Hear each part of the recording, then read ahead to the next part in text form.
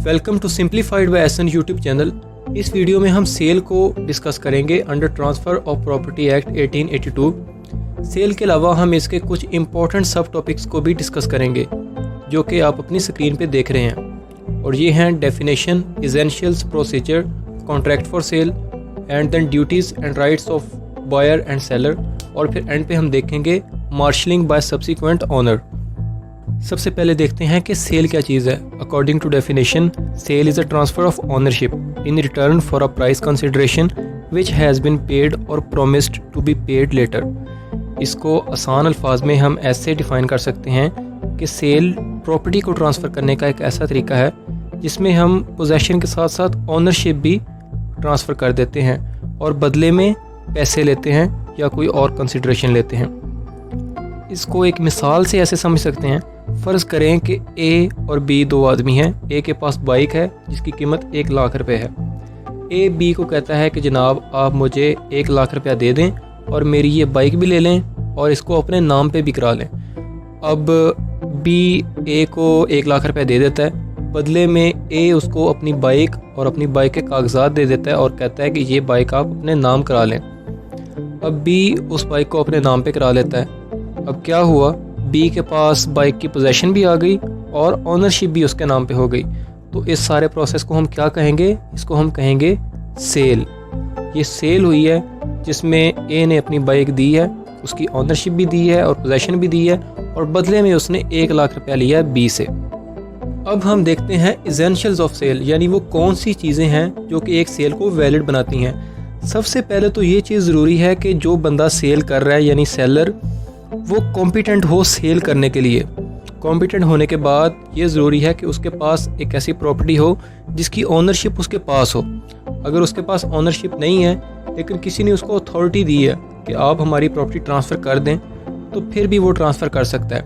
मिसाल के तौर पे प्रॉपर्टी डीलर्स, इनके पास अपनी प्रॉपर्टी नहीं होती, वो अपने क्लाइंट्स की प्रॉपर्टीज़ को बेचते हैं अपने क्लाइंट्स के बिहाफ पे।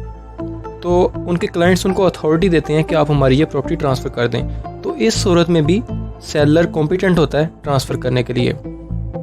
दूसरी चीज़ हमारे पास ये है कि ये तो हमने देख लिया कि सेलर कॉम्पिटेंट होना चाहिए, लेकिन बायर भी कॉम्पिटेंट होना चाहिए। जब तक सेलर और बायर कॉम्पिटेंट नहीं होंगे सेल और परचेज़ करने के लिए, तब तक सेल नहीं हो सकती। तीसरी इम्पोर्टेंट चीज़ हमारे पास है जो कि एक सेल को वैलिड बनाती है, वो ये है कि there must be a transfer of ownership.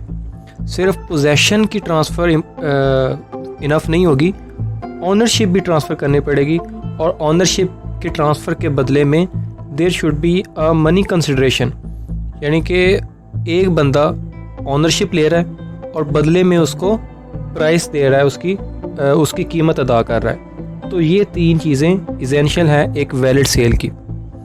अब हम procedure of sale under TPA पे एक ब्रीफ सी डिस्कशन करते हैं। टीपीए 1882 हमें ये कहता है कि अगर एक बंदा अपनी प्रॉपर्टी को ट्रांसफ़र करना चाहता है through the way of sale, और वो उसकी प्रॉपर्टी चाहे टेंजिबल है, इनटेंजिबल है, मूवेबल है या इमूवेबल है, लेकिन उसकी कीमत जो है वो 100 रुपये से ज़्यादा है, तो वो उसको कैसे सेल करेगा? वो उसको सेल करेगा थ्रू रजिस्टर्ड डॉक्यूमेंट्स या फिर सेल डीड्स के ज़रिए उनको ट्रांसफ़र करेगा, और वो सेल डीड्स अटेस्ट किए जाएंगे और रजिस्टर किए जाएंगे।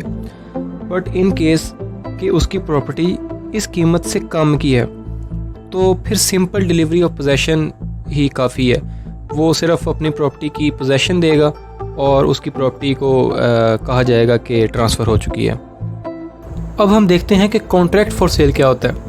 ये एक ऐसा कॉन्ट्रैक्ट होता है जिसमें 2 पार्टीज़ एक प्रॉपर्टी को स्पेसिफाई करती हैं और फिर कुछ टर्म्स एंड कंडीशन सेट करती हैं और कहती हैं कि जब ये टर्म्स एंड कंडीशन पूरी हो जाएंगी तो तब ये प्रॉपर्टी ट्रांसफ़र होगी।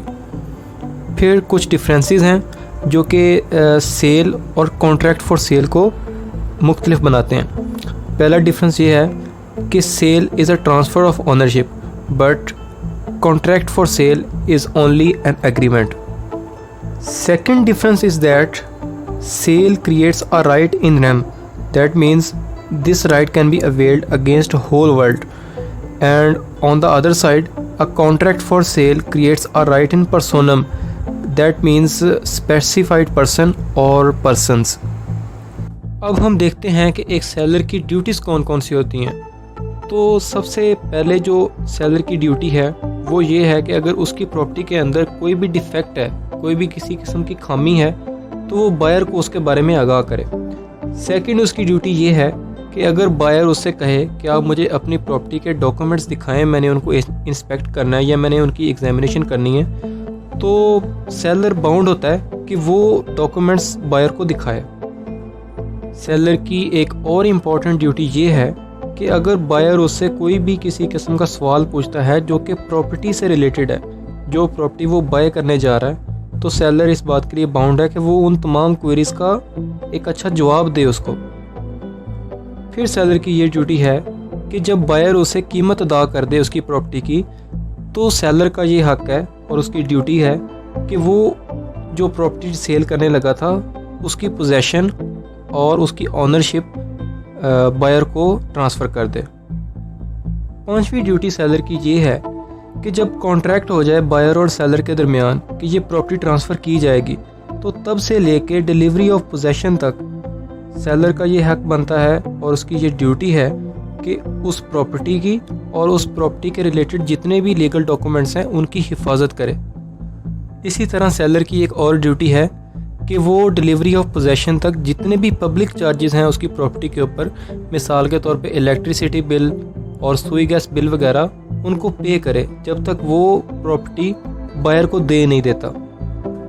ये सेलर की ड्यूटीज़ थी। अब हम देखते हैं कि एक बायर की ड्यूटीज़ कौन कौन सी होती हैं। बायर की सबसे पहली ड्यूटी ये है कि वो सेलर को बताए कि मैं आपकी ज़मीन क्यों ख़रीदना चाह रहा हूँ।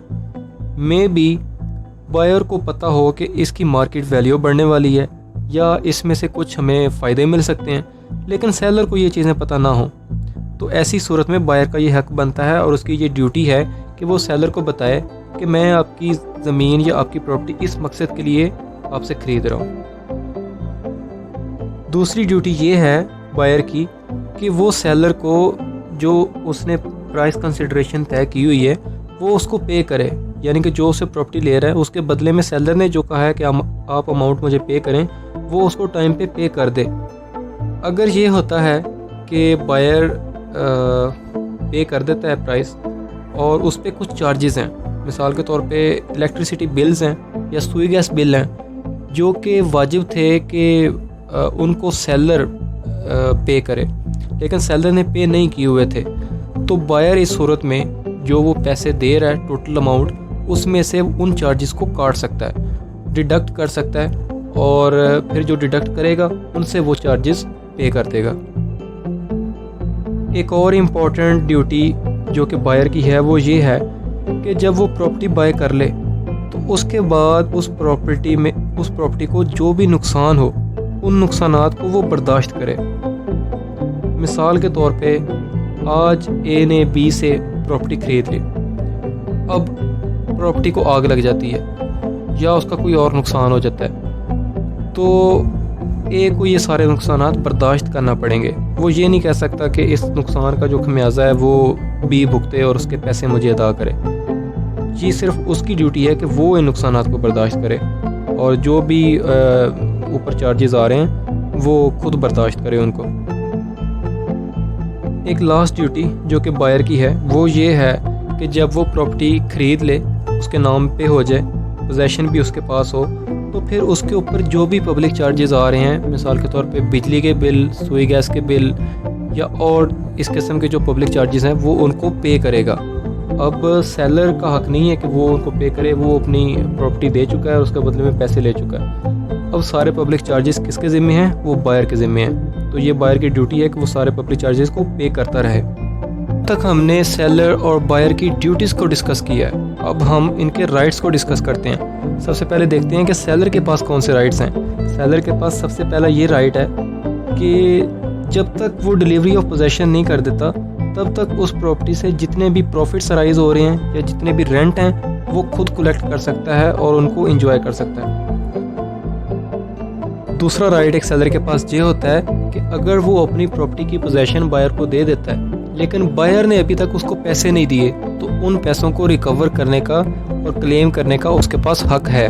वो बायर को कह सकता है डायरेक्टली और फिर भी बायर नहीं देता तो उसको कोर्ट के पास जाके बायर के खिलाफ सू करने का हक भी हासिल है। तो बायर के राइट्स भी सेम ऐसे ही हैं। उसके राइट्स क्या क्या हैं ये भी देख लेते हैं। सबसे पहले बायर के पास ये राइट है कि जब उसने एक प्रॉपर्टी बाय कर ली है तो उससे जो भी मुनाफा आ रहा है, उससे जो भी रेंट्स आ रहे हैं या जो भी उससे बेनिफिट्स आ रहे हैं, उसकी अगर मार्केट वैल्यू बढ़ जाती है तो उन सारी चीज़ों को एंजॉय करने का हक उसके पास है। फिर बायर के पास क्या राइट है कि अगर उसने पैसे दे दिए हैं एक प्रॉपर्टी ख़रीदने के लिए लेकिन सेलर उसे पोजेसन नहीं दे रहा और ओनरशिप भी नहीं दे रहा उसे, तो फिर उसके पास हक है कि वो कोर्ट के पास जाए और बताए कि मैंने इस बंदे को पैसे दे दिए हैं, हमारे दरमियान कॉन्ट्रैक्ट हुआ था कि ये सेल मुझे करेगा प्रॉपर्टी, मैंने इसे पैसे दे दिए हैं लेकिन ये मुझे प्रॉपर्टी अपनी ट्रांसफ़र नहीं कर रहा। तो ये उसके पास हक है कि वो उसके खिलाफ, सेलर के खिलाफ सू कर सकता है। In sale there is a very important sub topic that is marshalling by subsequent purchaser. अगर आप इस टॉपिक को ट्रांसफ़र ऑफ प्रॉपर्टी एक्ट के अंदर पढ़ने की कोशिश करेंगे तो मे बी आपको ये बहुत मुश्किल लगे और आपको समझ ना आए, लेकिन इस कॉन्सेप्ट को मैं आसान कर दूंगा एक एग्जांपल के साथ। फ़र्ज़ करें कि एक आदमी है जिसका नाम ए है, उसके पास दो प्रॉपर्टीज़ हैं, एक प्रॉपर्टी का नाम प्रॉपर्टी नंबर 1 है और दूसरी प्रॉपर्टी का नाम प्रॉपर्टी नंबर 2 है। वो इन दोनों प्रॉपर्टीज़ को मॉर्टगेज पे दे देता है बी को और कुछ अरसे के बाद प्रॉपर्टी नंबर 1 को दोबारा मॉर्टगेज पे दे देता है एक और बंदे को जिसका नाम सी है। अब कुछ अरसे बाद होता यूँ है कि टाइम आ जाता है जिस पे ए ने कर्ज़ वापस देना था बी को भी और सी को भी, और कर्ज़ वापस देने के बाद उसने अपनी दोनों प्रॉपर्टीज़ को वापस लेना था, लेकिन अब ए के पास पैसे नहीं हैं। तो अब बी और सी दोनों के पास हक है कि वो इन दोनों प्रॉपर्टीज़ को या तो बेच दें या फिर इनको रेंट आउट करके पैसे कलेक्ट करते रहें और जब तक उनका कर्ज़ मुकम्मल नहीं हो जाता उन पैसों से तब तक उसको वो प्रॉपर्टीज़ वापस ना करें ए को। अब दोनों के पास हक है, लेकिन बी के पास 2 प्रॉपर्टीज़ हैं और सी के पास 1 प्रॉपर्टी है। अब ऐसी सूरत में ये होगा कि सी के पास एक हक आ जाएगा। वो हक कौन सा होगा? वो होगा राइट ऑफ मार्शलिंग, जिसके तहत वो बी को कंपेल कर सकेगा कि आप उस प्रॉपर्टी से अपना रेंट कलेक्ट करें या उस प्रॉपर्टी से अपना कर्ज पूरा करने की कोशिश करें जो मैंने नहीं खरीदी हुई। मतलब सी ने तो एक प्रॉपर्टी खरीदी हुई है, दैट इज़ प्रॉपर्टी नंबर 1, लेकिन बी के पास 2 प्रॉपर्टीज़ हैं, that is property number 1 and property number 2। तो सी उसको कहेगा कि पहले आप जो प्रॉपर्टी नंबर 2 है उसको रेंट आउट करें या उसको बेचें, उससे अपने पैसे पूरे करें और फिर मेरे वाली प्रॉपर्टी पे आइएगा क्योंकि मेरे पास सिर्फ एक प्रॉपर्टी है। तो इस राइट को हम कहेंगे राइट ऑफ मार्शलिंग, जो कि सी के पास मौजूद है। Now that's all from my side, and I hope this video has helped you to understand the concept of sale. I shall meet you in a new video. Till then, take a good care of yourself and your family.